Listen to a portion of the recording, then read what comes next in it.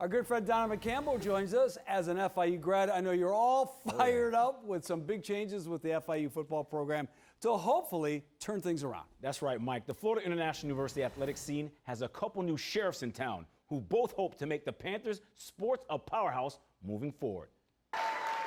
Last month, FIU hired Scott Carr as their new athletic director. Then less than a week later, nabbed Mike MacIntyre to become the school's 5th ever head football coach, who made quite the introduction. Are y'all ready for some football?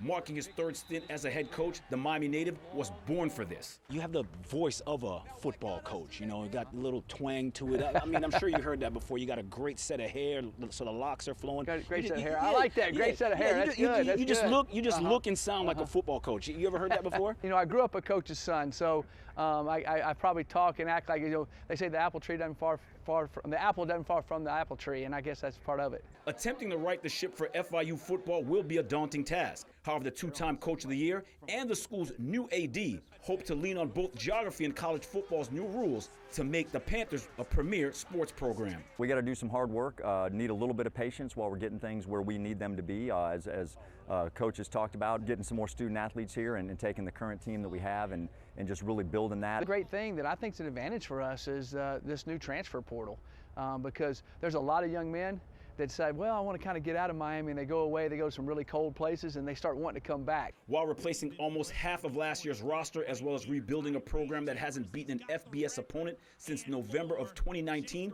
will be on his agenda, Coach Mack does have something else at the top of his to-do list. We don't worry about anybody else. I mean, that's not a coach cliche. If you start worrying about everything else, you need to focus on FIU. We need to focus on our young men. We need to recruit for here. And as far as the notion FIU being other universities' little brother, the head of Panthers sports declared his own SoFlo PSA. I don't know what a little brother is, okay? So it all starts with your mindset and your attitude.